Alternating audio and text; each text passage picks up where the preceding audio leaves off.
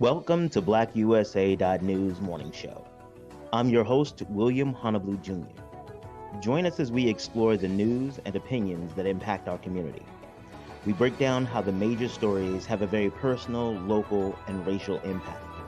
No topic is off limits, but even if the conversation gets rough, we're always going to keep it real.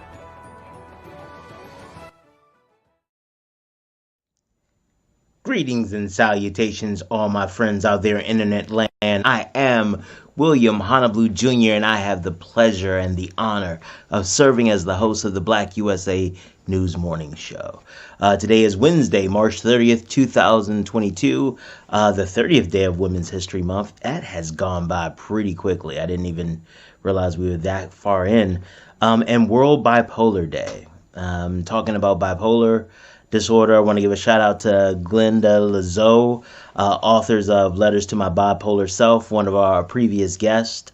It's estimated that most of the people in the African American community who have bipolar disorder, they don't even know. They spend their lives undiagnosed, and most of them self-medicate to ease some of the symptoms and to make living normal.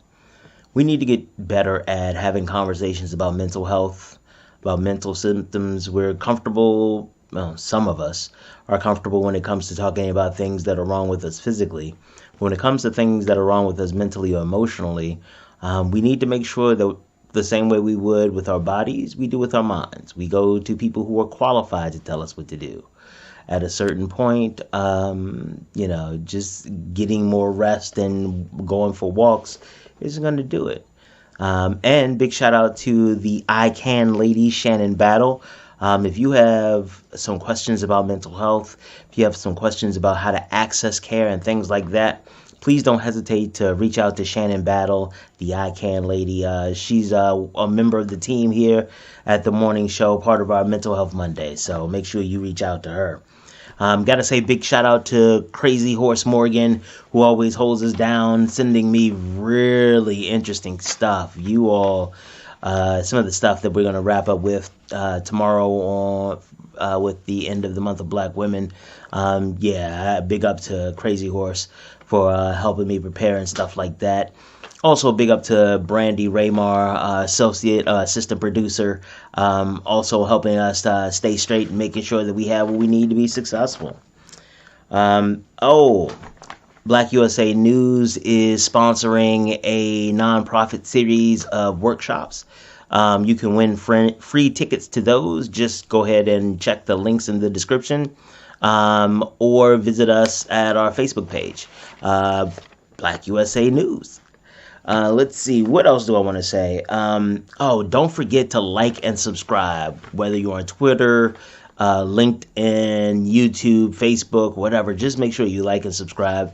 That helps us get greater control, greater influence over the algorithm, so that we can make sure that we're providing, we're getting the marketing, SEOs, and all that other stuff done correctly. I want to say also a big shout out to our sponsors. So let's go ahead and talk about them. You all know how I feel about edible arrangements. We start with them today. They provide some of the best fruit and chocolate and candy covered goodness that you can find. Their food is consistently good, their service is amazing, and you can even get it door dashed. So if you find yourself in a position where you want to celebrate, you just want some really good fruit, make sure you stop by Edible Arrangements either in Govins or Randallstown. Govins is in Baltimore. I know I said that a couple times and people are like, where's Govins? No, Govins is in Baltimore over by York Road, and they also have a location in Pittsburgh. And remember, they do DoorDash. I'm gonna tell you, show you, look what it looks like when it gets to your house. Look what it looks like. But also we're going to talk about Murphy, Falcone, and Murphy every day. I tell you all that Judge Murphy has been supporting causes in Black communities and making sure that we had stellar advocacy. And he is still doing that in his firm, Murphy, Falcone, and Murphy. A few years ago, even before COVID, they brought Ta-Nehisi Coates to Maryland, to Baltimore, to really talk about reparations and some of his new work. And, they did that. And those are the types of people that you work with at Murphy, Falcone and Murphy, not just the people because they want to be in the community, make a buck. They really do care about what happens in the community. So give them a call. But if you find yourself dealing with some criminal justice issues, law enforcement may have locked you up. You may want to get the warrior lawyer, J. Wendell Gordon. They don't just call him the warrior lawyer because it rhymes and, it's a really good marketing tool. They call him the warrior lawyer because he fights for his clients. And you can just Google him and you will be able to see he is everything that I'm telling you to do. Telling you about. So if you have a criminal issue, make sure you give the warrior lawyer a call so he can help you. Now, we want to say a big thank you and shout out to Dr. Tyrone Taborn and the whole team over at STEM City, the Black Engineer of the Year Awards. We had a great time with Marsha Jews. I got to sit down with her one day. It was early in the morning, but it went really well. And that's streaming, so we're going to see if we can get some of that out to you. But I know exactly where you can see it right now if you wanted to. STEMCityUSA.com. Go ahead and visit, and you can take a look and see all of the wonderful content that they have, and make sure that you don't get left behind. So, Dr. Tyrone Taborn, thank you very much. Darker Than Blue Grill, like I told you all, I don't know when the next time I'm going to be able to get there, but I am very excited about it. I absolutely am. I'm thinking I'm still good on the hamburger. I think that's still what I'm gonna get. I know the salmon is good and the cowboy prime rib. You all were absolutely right about that. But I'm feeling hamburger. Like I want to go a little classic or something like that. So I'm looking forward to the next opportunity I can get to go to the Darker Than Blue Grill, um, and just enjoy a good burger. So, yay, if you're in Baltimore and you're hungry, make sure you stop by Darker Than Blue Grill. They not only serve amazing food, but they're really great partners in the community. My company, The Grinding Gang, we help you take your business to the next level. There's a lot of information out there, and we help you cut through it. You get an article from Forbes that says this, and then you get an article from The Economist that says that. What do you know? Which way should you go, and how does any of that information fit into your business goals? Well, that's what we're here to do at The Grinding Game. So give us a call. We have a lot of free resources that can really help you step your business up and take it to the next level. And last but certainly not least, our newest sponsor, the book I Am Black Wall Street by Donnie Glover. Donnie has taken this scholarship in a different direction. I'd seen a lot of pieces about, how what happened in Tulsa, Oklahoma, how it was destroyed, how they rebuild, and those types of things. But Donnie takes a different look at it, a different approach. He starts in the beginning. How did they get to Tulsa, Oklahoma? And by taking an examination of the progress toward making it to Tulsa, Oklahoma, I got to be honest, parts of the book read like a blueprint of what we can do now. So if you have not gotten a copy of I Am Black Wall Street by Donnie Glover, please make sure you go and cop that. You can get it at BlackUSA.news, Amazon, and Abe Books. All right, you all said that you really enjoyed the month of Black women and wanted, and also really enjoyed the kind of amalgam show where we take clips from the previous week and put them together for you guys. And guess what? We're doing that again. So for those of you all who are not familiar with the month of Black women, here's a video introduction.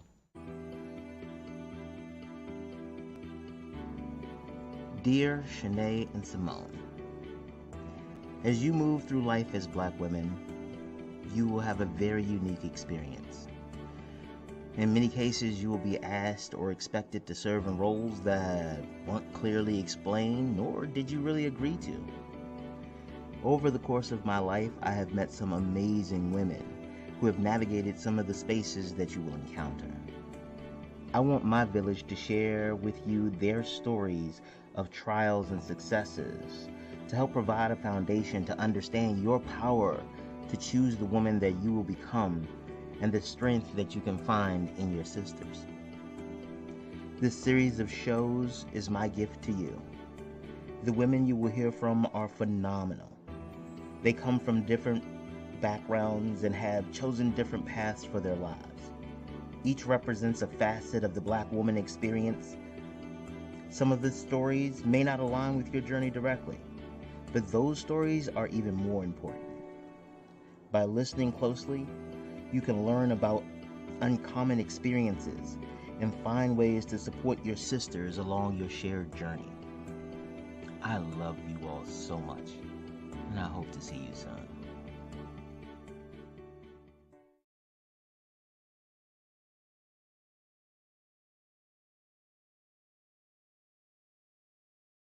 Of course, my name is Erica. I was born and raised in Maryland, moved to California, came back to Maryland. I have worked in the customer service field pretty much since I was 15 and a half. Like my first job has always been in customer service and serving. And then fast forward to when I came back to, Maryland, I was working at Capital One. There was a need, that the transition that Capital One was going through. And I end up up with an idea of filling that need, and that's where Lexi's Little Bug was born. And Okay. I started through that process in 2016, looking up the legal formations of the business, the transportation sector itself, and then in 2018, I transitioned from working full time and going straight into business and being an entrepreneur. Okay. So yeah. Tell them a little bit about Lexi's Little Bug.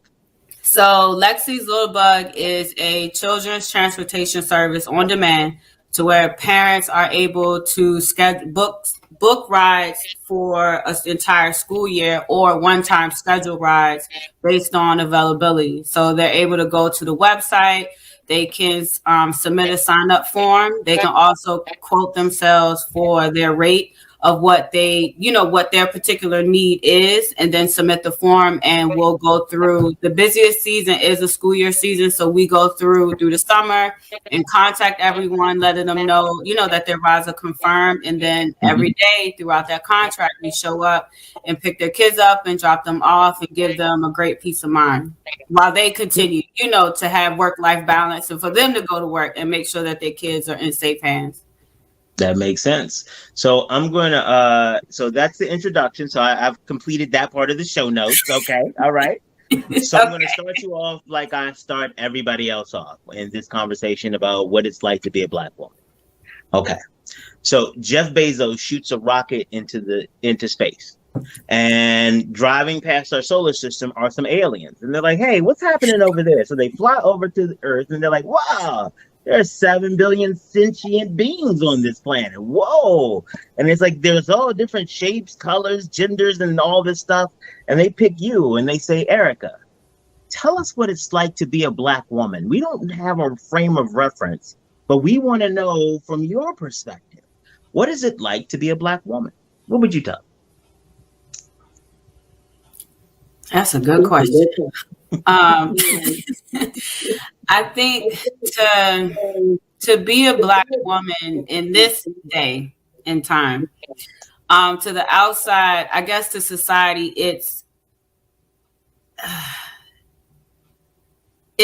oh man, I don't even. It's hard to answer this question because it could be an advantage because they know that one because of the exposure that the business market has gotten, and the attention that I would say the financing side for Black women, entrepreneur business owners, it's gotten a lot of attention of what has been thrown against us and why we're not really excelling so well. Not as fast as others. So it's not that we're not excelling. It's just we're not getting there at the same pace that our other counterparts might. And a lot of that I see has to do with, and I've experienced, has to do with one, of course, because we are Black. They know that we are very tenacious. We are very driven. We are very strong. We are very determined. And I know that I'll go to the end of the world for my company at all ends, and to make sure that my dream stays a reality. But at that same token, on the other side of this coin is because of those same characteristics, we tend to come off as opinionated, as having an attitude, as being aggressive. And that can, it can be counterproductive in what we're trying to achieve. So I think being a Black woman right now, I wear it, proudly. I'm proud to be a Black woman. I'm proud of all of the stigmas or, the good things that come from it. But it's a job.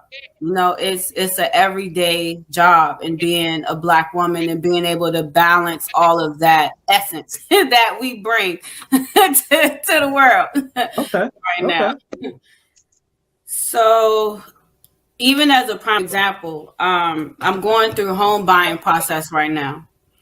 And I have very close ties to this industry, on the real estate side of it too. And I've seen an experience where I can put down on paper what I have and give you everything and show you all of my assets, my income, what I bring to the table, the whole nine. Everything's legit. You get it within a certain amount of time. There's no wait. So there should be no question about what I'm presenting to you. But then there's further questions and further investigation and further confirmation of what I'm providing to you.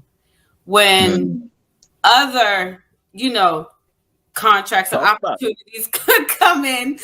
And even that right there, even that, my reaction and how careful and politically correct I've become is because of making sure that I'm presenting myself and never, burning bridges because of showing up 100% in who I am and what I believe. But even that is an example. But I just use even just real estate. And if I flip it and put it onto the business side of it, I've gone up for pitch competitions and trying to get funding for my company, and every single thing that they ask for. And in the middle of pitches, I've gotten the result and the feedback when I've asked. And this one situation really changed my mentality and how I was going to go further with getting the financial means for my company.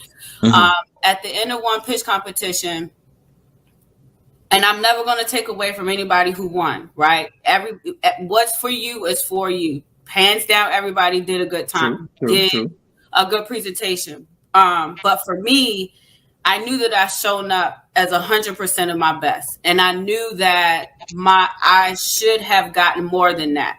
And I'm the type of person, and not just entrepreneur, but I'm the type of person, if I didn't get it, then I'm going to come to you and I'm going to ask you why I didn't get it. So that way I can come back home and come back to my space to figure out how I can implement the feedback that I just got. So that way the next time I will show up at 110% filling the gap. So the answer, when I asked this question, the answer that I got was, Erica, there was nothing that you could have done to change the outcome of you not winning.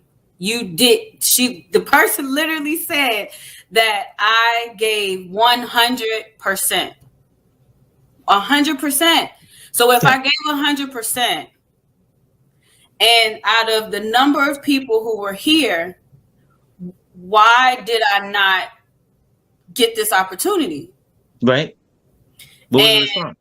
And there was no response. It was left at maybe next time. It was just a risk. And I'm like, okay, if it just didn't make any sense. And even when, I spoke afterwards to other counterparts of this, and explained the situation just to make sure that I wasn't assuming what I was assuming, the same response basically said that you are 99% correct in how you're feeling about this. And this wasn't just the first time. It's happened multiple times. So, and even leaving from that opportunity, I said that I'm not no longer, but I'm gonna not put myself out there as much when it comes to the financial, well, not putting my business in the hands of other individuals at that level in order for me to be able to succeed. I now have to take the complete reins on this and use that as a backup instead of using that as a primary way Mm. to get business, funding into the company to grow. Oh, you did real well. I So didn't expect you to do that well. So why not? But you give a real life example of how these types of things influence all of your business decisions. It's not like you can keep it separate. Like, oh well, and people say, because I hear a lot of times, don't let it bother you. Their words don't matter, but their words do matter. Can you talk a little bit about what that felt like and how it impacted your decision making? So their words do matter, and their thoughts matter, because what what drives them to say what they say is what they is what they believe. And if based on 5 people on a panel, based on their personal beliefs, that's going to determine the trajectory of where my company goes. Right. So it's really, I think, 75% of the battle is trying to get through the nuances of what these people believe, on top of trying to, present my company and show them and prove to them that this is a solid business. My company has potential to grow and to also make you money, right? Like it's everybody wants to make money. My company is not going to, you want to make sure that you prove that your company is not a risk or that they're going to lose their money. Right. But it is it's a very fine line and balance to walk on. And for me, when I heard that statement, I was upset, and I was just you had to process it. I had to process it for a while, but then I also just had to go back to the drawing board of like, okay, if you need this, if I need X, Y, and Z to get my company here, and this one peg is not allowing for this to take place, what are the other pegs doing?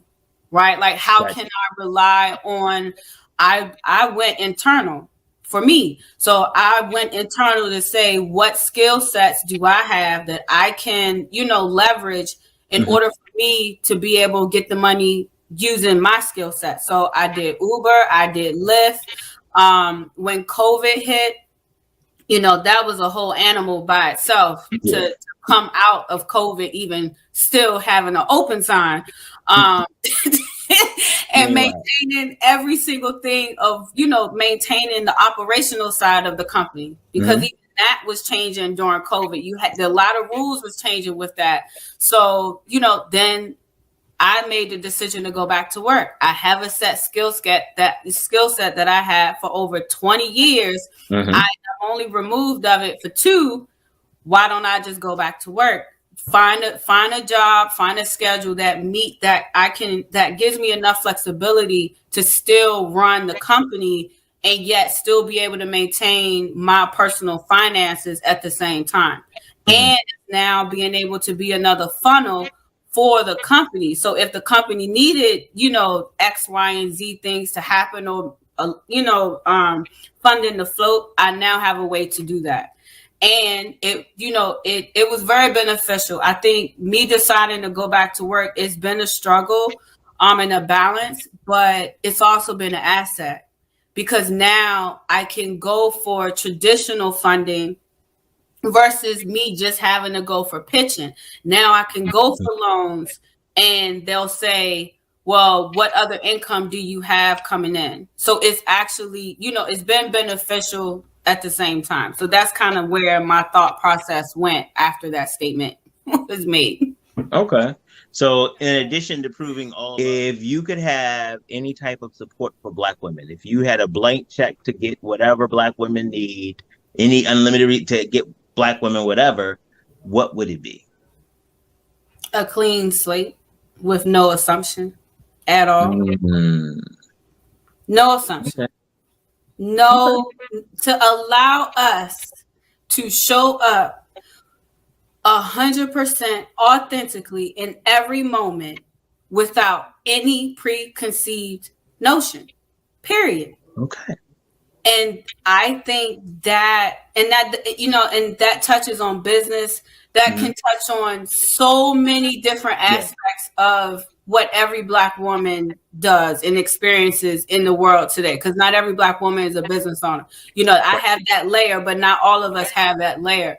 I think, but even in our careers, even in our homes, even in our relationships, if we all extended each other grace, and if specifically Black women was extended grace for sometimes falling short or being different than what they thought we were supposed to be, or what they think how we're supposed to show up, I think that will give us another leg up on success and what we're trying to achieve, and being, allowing us to be able to get everything that our hearts desire, it's, and I don't think a lot of people don't ask. I mean, most Black women, we're not asking for, 50 million, $100 million. Like, some of us are asking to be the next Mark Zuckerberg, but there's, even with that, I mean, there's so many different layers of opportunities that could be extended to us to show up and be happy and thrive and have our families thrive and have a peace of mind and joy, is if we took off that layer of just assumptions and giving us grace. I think just hands down, we need grace. I love that. I love that. And I'm gonna try to do my best, and I invite you to call me on if you see me slipping, because this ain't gonna be perfect. I'm gonna let y'all know I got a lot of stuff with me, mental health, and a lot of stuff I'm working through. So I'm gonna make some mistakes, but I'm gonna try. I am exceptionally grateful for you joining me today. Thank you so much. Thank you. No, I appreciate it. And thank you for the opportunity. I haven't, and I'm going to be honest, you know me, well, I'm going to be real I was a little nervous today because, I haven't, this is probably the second interview that I've done since 2019. Oh, so you thought you was a little out of practice? And I feel it, because I got to get back out there in that game, I got absolutely. You sit here, but I got to give it to you. You didn't look like you were rusty. You didn't look like you were rusty. You look like okay. You're like okay, I'm gonna do this. I have a good host though, because he was pulling the words out, like trying to reel it in. I know I could be a little long-winded. Yeah, but we work well together. There you go. That's easy, people. Y'all need to come to the BlackUSA. Don't judge my mind. Please introduce yourself to the people. Okay. Hi, everybody. My name is Maya Jones. Let me just say Maya, because in elementary school, we learned that when one vowel follows the other one, the first one is strong. So it's Maya. Okay.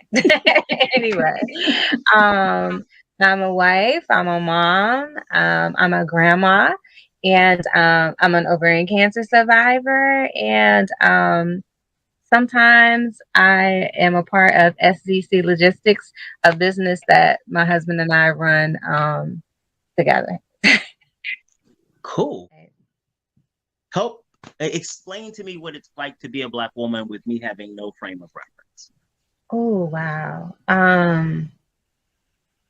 Being a Black woman, being forced to be strong when you're not, being forced not to be sensitive because or emotional because you've been told that, Black women have attitudes and, are too, we do too much. Also being a Black woman, one of the great things that I love is we see ourselves and we see our style all over the world. Whether people acknowledge us, whether they accept us, they always want to be us. You're going to see some ladies getting some plumper lips, doing some things to make their eyes a little larger, mimicking our bodies, mimicking our styles. I know growing up, I hated to wear cornrows, but now you see every ethnicity there is wearing cornrows, even adding beads. So that's another thing about being a Black woman. We have, I think one of the things that I love about being a Black woman is because we come in so many different hues. We range from copper to the darkest brown that there is. I wouldn't trade it for the world. All right. Always have to be Black women. Is that just a limited take, or is that part of your experience as well? I think that's part of all of our experience. The As workplace. people or Black women? I think as Black women. I Okay. think that's every Black woman experience. There's this expectation that, we're just gonna do it. You know what I mean? Um, it's at work, Mhm. but it's in our friendships. Like, oh, I don't have to call her. She's strong. She knows I'm thinking about her. I just saw her on Facebook. She was good. It's in our marriages. She knows what I'm thinking. She knows how I'm feeling. It's she knows. With our children. I love that, scenario, because that kind of sums it up right there. Like, that's the end of the interview. Like, that's it. That's All it. right, ladies and gentlemen, thank you, Yeah. You have a lot of people that just assume you're going to make it happen, and you're going to be okay with whatever happens once you make it happen.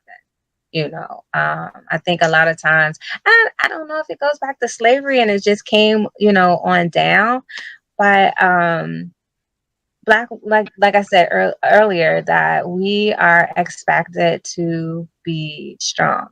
And then it's one of those things that I hate when I see on social media, is when I see the word boss. Like, she's a boss. I'm a boss. Like, Yeah, that's the yeah. goal. And I don't think that people really understand the pressure you're putting on yourself being something that's unrealistic. Right. Because yeah, being something unrealistic. Like, I see a lot of times on social media too. Like, if you don't support me, I don't support you. Or it. Yeah, So yeah, I've seen those too. yeah, so kind of like that. I think that yeah, we're kind of forced into this role of being strong, of being all knowing and being able to do everything, kind of like a god that we're not. And honestly, I remember my mother used to tell a story about me. When we were young, they used to take us to those little trips to the zoo and stuff like that. And one time they took us to the snake exhibit, and they had the boa constrictor out, and it was like, hey, nobody will want to touch it because they're afraid. And some little kid sat up and stood up in the back and said, my mommy will hold it. My mommy's not afraid of anything. Oh no, And mommy, Mildred not. Honolulu went to the front and she pet that snake for me. And what I did not know then is that my mother is deathly afraid of Mhm. snakes. But she had to And do it and, because that's what we had to do. and so, but that's what I want to know, right? Like, why? Because I what don't what I think what that I we. I don't think that anybody. I don't think until recently. And when mm, I say recently, I'm talking about like the hashtag Me Too movement. mm, mm, That mm, mm. I don't think that we knew we had options. Like, I remember, having a conversation with someone when all of these sexual harassment claims came down from, Mhm. I mean, like, people that, especially Bill Cosby, like when you talk about Bill Cosby, like, like sexual Yeah, harassment and yeah. rape and things like that. Oh, he told good I jokes, don't think but he'll that, still rape somebody. Yeah. huh?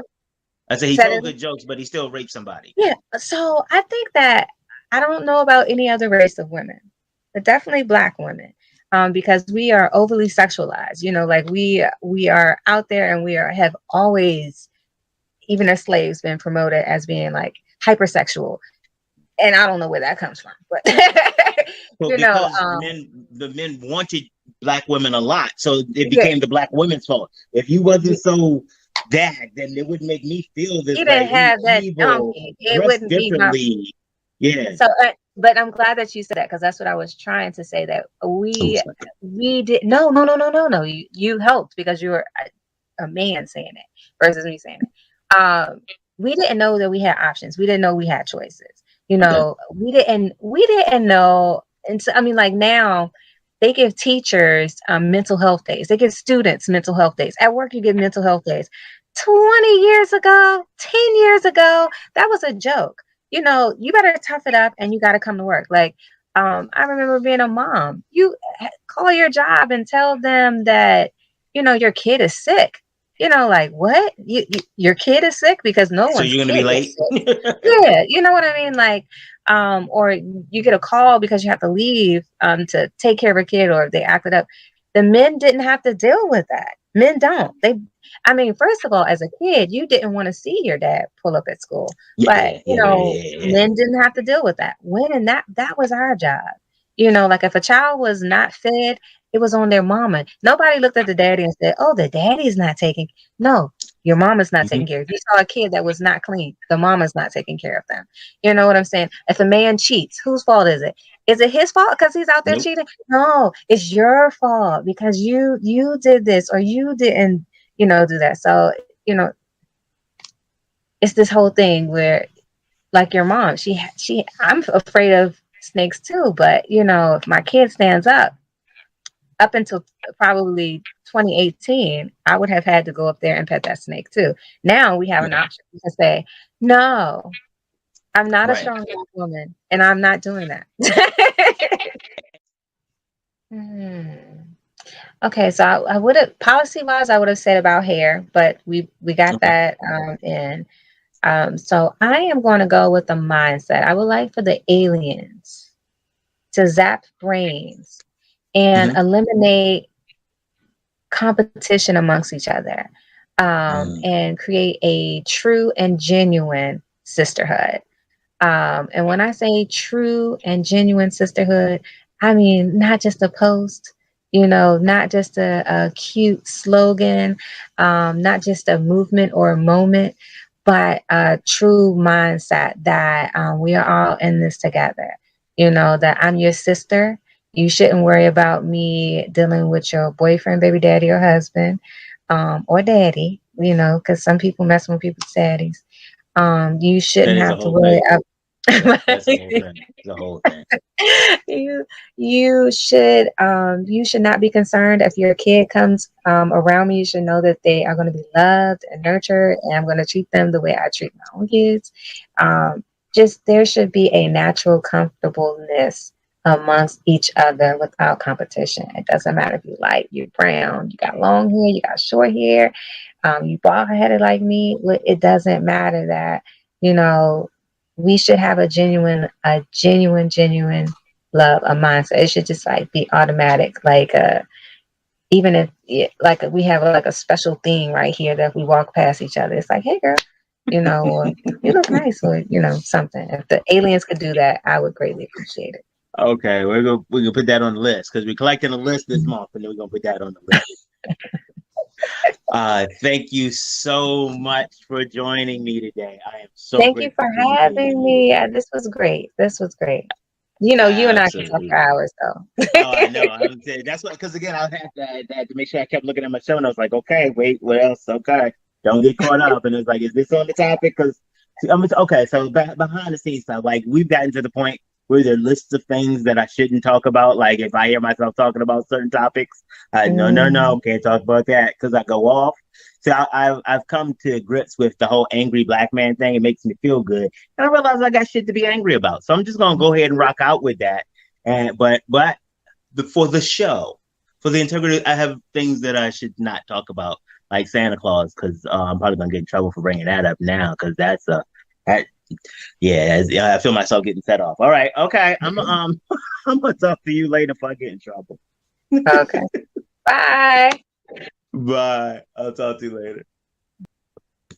Oh, I told y'all I know dope people. I know dope people. I got some of the best friends in the world. And you all had a chance to meet one of them. I am so grateful for Maya for coming out to talk to us today as part of our month of Black women. I will see you all later, and we will be black then.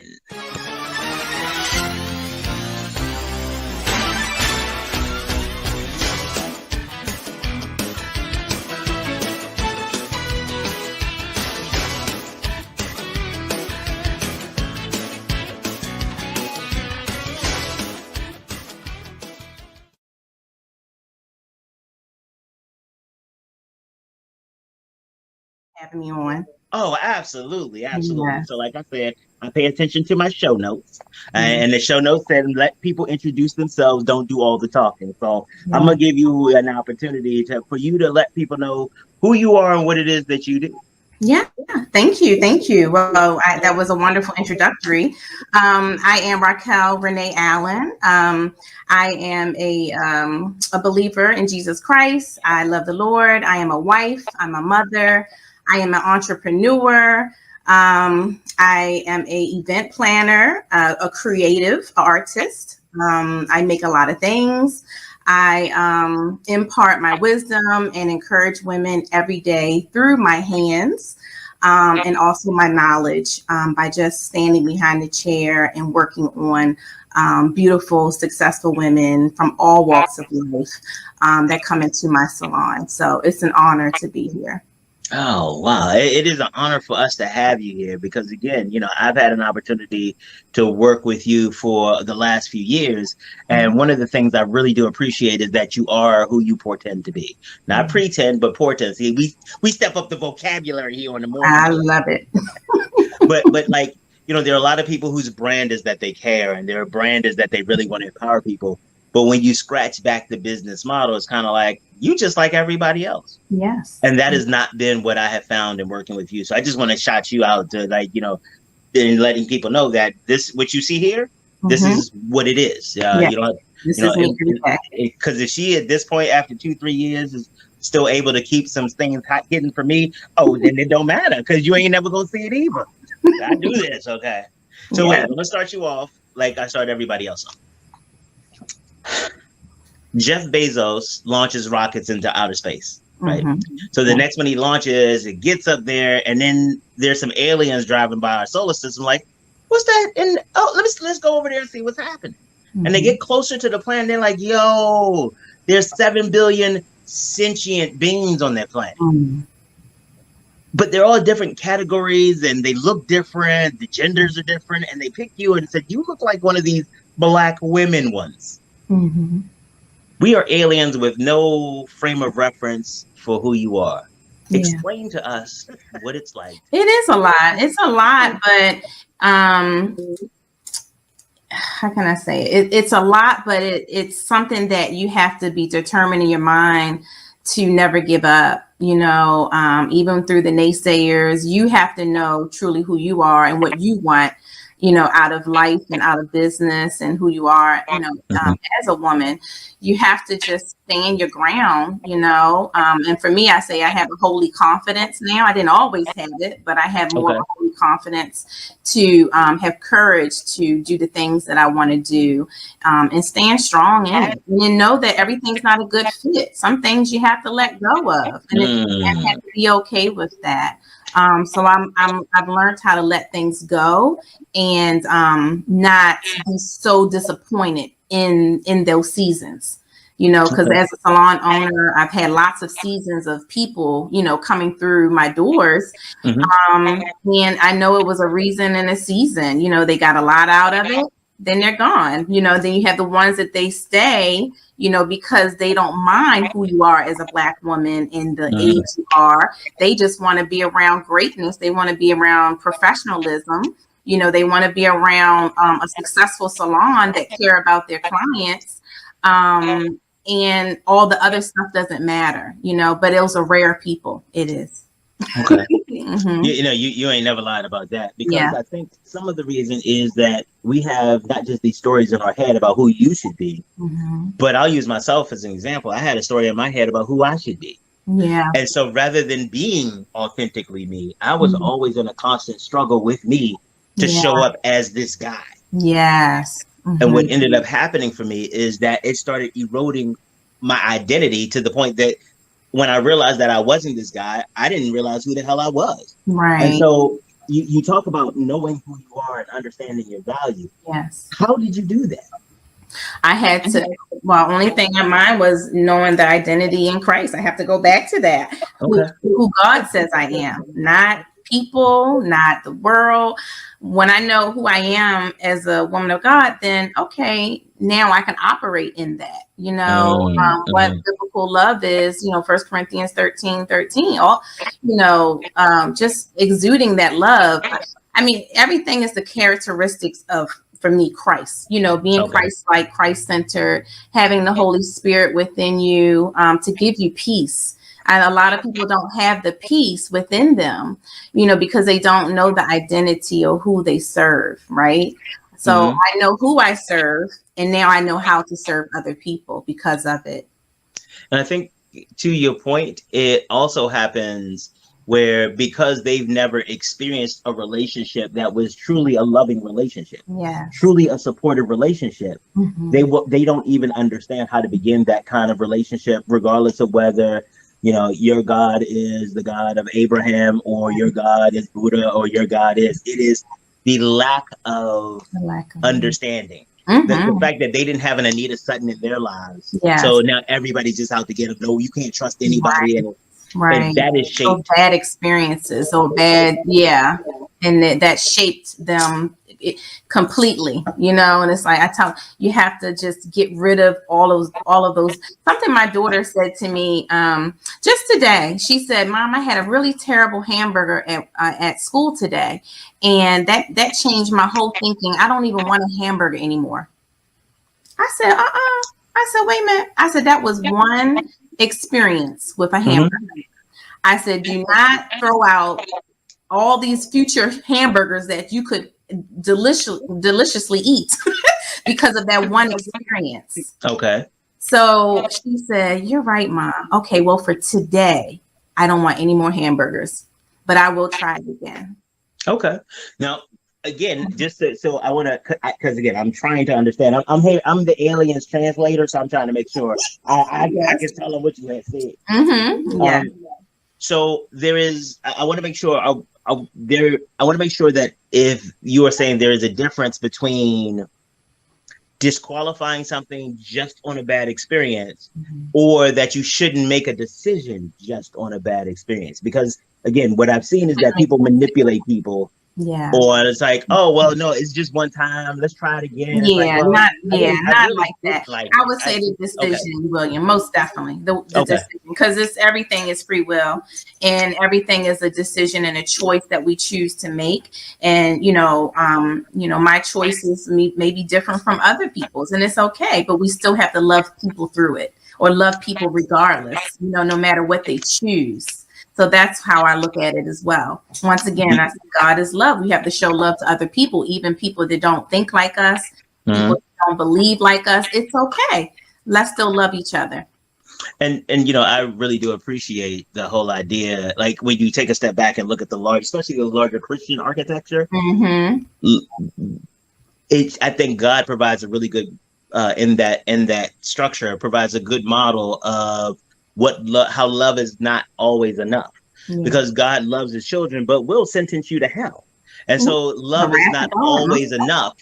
And one of the things that I find in our human relationships is that we try to make love enough. Like, love gives you passes. It's like, I've had somebody, unfortunately work with somebody who, like, I would be spoiled. It's like, but he loves me though. Like, I made him mad, and the love is enough. I think, to your point, God still says that I can love you and punish you, and so you don't have to take everything. If God says you don't have to take everything, then what do you do? No. I challenge people to read 1 Corinthians. Just with the what love is. Love does not boast. Love is not envious. Love is not jealous. Love does not hurt. See, that's what people think. It was one time I was in this group of women, and we were doing a study on love. And when we went around the room and asked all the women, what is love to you? People's reasoning of love is like so many different things, Why do you think that is? I'm sorry. Because of their experience of how they were raised, and what love they thought love was showing to them. But then once they learned what biblical love is, they're like, wow, that really wasn't love. Because love wouldn't have hurt. Love wouldn't have had them beat me every day. Love wouldn't have manipulated me into doing what I didn't want to do. And, those things, So, like I said, we have to unlearn a lot of things to learn some other good things. Wait. Yeah, they do. Mm-hmm.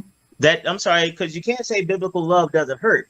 Because Job loved God the most. Mm-hmm. Job loved God the most, and God allowed Satan Mm-hmm. to cover his body in boils, kill his family, and stuff like that. Yes. So, For purpose. Yeah. so love does hurt. The issue is, when do you stop it? That is the test. When do you say, because man can't give you, as you're saying, man can't give you what God does. No. So there might be a little bit of pain that comes with God's love, that, catching a black eye. Mm-hmm. Yeah, you might have a couple hurt feelings. That's Mm-hmm. okay. But catching a broken rib or something, yeah. And sometimes if those hurt feelings are too high, oh no, that's not appropriate either. Right. And if you need somebody to help you calibrate, yes. So if you ain't right, I'll let you know. And if you are, we'll cuss them out together. Okay. So, or her. Either one. Equal opportunity. Everybody could get it. Right. Because I also think that sometimes there are not, and I want to shift a little bit to relationships. There's not enough support on how we should navigate, whether it's biblical relationships, employment relationships, friendships, or romantic relationships. All of it, we come to the table with all these cartoons and movies and videos that we saw and books. Yeah. Teachers in school that Romeo and Juliet is a love story. Like, I was an adult before I realized how fucked up that was. Like, so wait. Because a 16-year-old was like, I would love to love somebody and they will understand my heart and my sun and my moon. And this is so romantic. And I would die for you. Like Prince had I would die for you. And now I'm like, I get fucked up for you. Like I let somebody, like I get in a fight for you. And if I got beat, I would. But they pull out some weapons. I don't know if you're not going to go there. I might try to save you, but I'm not going to do it for you. Yes. So, how do you navigate those types of spaces too? Because that's what we're trying to figure out. Like, how do you even make this kind of stuff happen with understanding God's love or understanding how you should show up and keep from being manipulated? Again, it just sounds like so much all the time. Mm-hmm. Oh, it's always, that's life for you, period. You have to make a decision and choose what you want to do and what direction you want to go in. And for me, being content as well is something I had to learn, is contentment, not sitting in what I already have and being grateful for every family, friends, business. I may want 8, 9, 10 different salons. I don't have it right now, but let me be grateful for what I have now. Right. So for me, I had to start writing things out in my gratitude journal of contentment. You got a gratitude journal? I do. Yeah, I do. I love gratitude journals. I love vision boards. I have, things written up. I do affirmations. Just to say to myself, I had to build up my self-esteem, my self-worth over time. Because when you have been pulled upon from so many people in so many directions and little pieces start tearing away from you, you have to restore yourself and renew yourself. And I found that in my daily routines as well, writing out things, exercising, I always say drinking a shake. I love shake, meaning it's like a nutritional morning shake that just gives energy every day. Drinking tea and reading a book, just doing the little things to help restore yourself back after all those pieces have come away from you, from what people can drain sometimes. That's Absolutely. Just right. Mm-hmm. So let's talk about it and say, how long have you been married? I've been married 24 years now. Okay. That's a long time. So say it like that. That's a long time. It's a long time, right? So I'm still struggling with the whole idea of getting remarried one day. I'm still like, and some of it was because of my experience. Yes. Because I was not the man, not only that I wanted to be, that I should have been. Yes. And so how do you keep, so let me actually not make an assumption. Would you consider I'm sorry, can we keep talking? Because I can stop this right now. Oh, we can talk. I'm good. We're good. Because again, I don't know how everybody live at home and they're like, is he talking about this in front of the No one's here. No, my son's playing a game in the basement. No, I'm talking about like for the audience. Okay. Audience. Sorry. No, I'm saying for the audience. So 24 years is a long time. It is. The reality is, statistically, especially among Black families, Mhm. one, the marriage doesn't happen. And then two, the second tier is that it does not last. Yeah. And then one of the third tiers that we talk about when we compare our current situation to our predecessors, the boomers and their parents, that they just stayed together a long time. But, you know, dad might have 2 outside kids. So like, was that really, and you know, there might be a time where, you know, that bruise, that scar grandma has, yeah, that came from grandma. So not just staying together, but staying together. So how do you navigate 24 years of happy marriage, or at least functional marriage? I ain't putting that on. No, it's fine. You know, for us, I would say being really good friends to me is what lasts. Friendship, communication. We had to learn better communication as we went along. You know, I think our marriage is totally different from me in my 20s than me now in my 40s. Totally different. Ooh, so that makes so much sense. Because, you know, as women, we evolve, we change, you know, men change as well, and we have to be willing to change together. So I think as long as you have in your mind that you're going to do it together, everything together, you know, it'll work, you know, and keeping love at the center of it, of course, too. And for me, patience, finding my peace, even when we may not agree on some things, just having peace to know that I don't always have to be right. And just talking things through, that helps so much, talking things through. And kids help too. I feel like the dynamics of marriage change with kids. I don't know, you know, closeness, the things that we used to do before kids, we no longer do. And I was happy about that when I had kids. So I was like, yes, he can't go out anymore. He don't do, you know. So let me save some money. Well, spend the money differently. Just spend the money differently. Let's not spend it differently. Right? So one of the things that there are many women that I talk to in my travels that are really big on wanting to be married. Was that your story? Was that part of your worldview, the thing that you wanted? No. When I was younger, here, you know, it just really happened. I believe sometimes, you know, when people are like when I was younger, I was always the one about career. I'm going to have my suit on, my heels on every day, and I'm going to work. I wasn't thinking about marriage, kids. I was like, I wasn't against it completely, but it wasn't my go-to. Like when a lot of women, when they're younger, they're like, oh, like it's the fairy tale. I got to have this big wedding. It's got to be lavish. I'm going to have my prince. I wasn't thinking that. I was thinking about career moves, boss moves. So, but as time goes on, you never know where you might be. And you meet somebody. I was about to be working on a cruise ship until I met my husband just riding in Drew Hill Park. So, and that's why I stayed, you know, so my whole trajectory of life would be different if I chose to go there. And then by me choosing to start this relationship, the next 2 years after, we're going on a date in Owings Mills, and I'm like, I look over and I see a for sale sign. I said, that's gonna be my first salon. I just spoke it. And he was like, oh, well, what's really? Okay, well, maybe we should look at it. Never even, it just happened naturally and organically. I just don't believe in forcing things. You know, I think if you seek it too much, then you may grab hold onto something that really isn't for you. So just being in tune with how things are orchestrated in your life, and you see how one thing comes to you, the next thing, and it just organically happens. So, yeah. That's wonderful. As we get ready to wrap up, I talked to the aliens and they said, thank you so much. They've learned so much. They apologized that I got excited and kept talking a little bit too much, but that's okay. They're going to take care of that later. They asked me to ask you one last question. Okay. They, because of their advanced technology, they have great sway over the human populace. What can humanity do to better support Black women? Good question. You say humanity.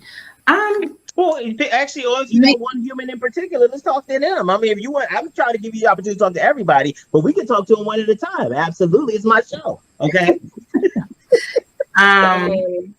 To support Black women, I think helping more with like resources, making it a little easier even for Black women to get grants and funding for their businesses. What else? I think that's the main thing I can think of, right now. So watch this. Watch what I'm about to do. I'm about to give you a whole ass resource right now. Watch this. Okay. You, ma'am, you have the floor. I'm going to give you however much time you need to tell them everything about you and how they can just support you outright. Go ahead and take it from me. Take this is your show now. Go ahead. Okay, this is my show. Well, again, this is Raquel Renee. I am a lifestyle coach to the salonpreneurs with beauty, business, and Bible.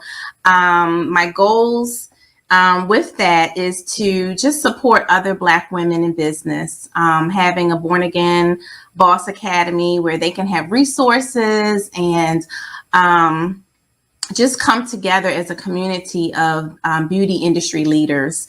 And I also do event planning as well and I also do product development and I make products and things, but just to learn more about how to get your products and services out there more as a Black woman is so powerful. I know right now we have social media, but having those go-to people that really want to pour into you and care about you, I would love to find. One of my goals is to get on Shark Tank.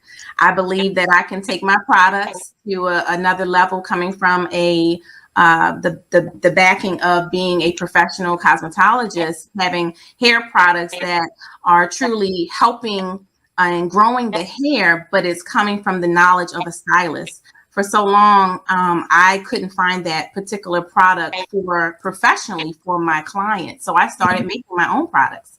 And it's been now over 20 years now. And I am wanting to get those products out there even more. So, I don't know. Did that help? That absolutely that helps. So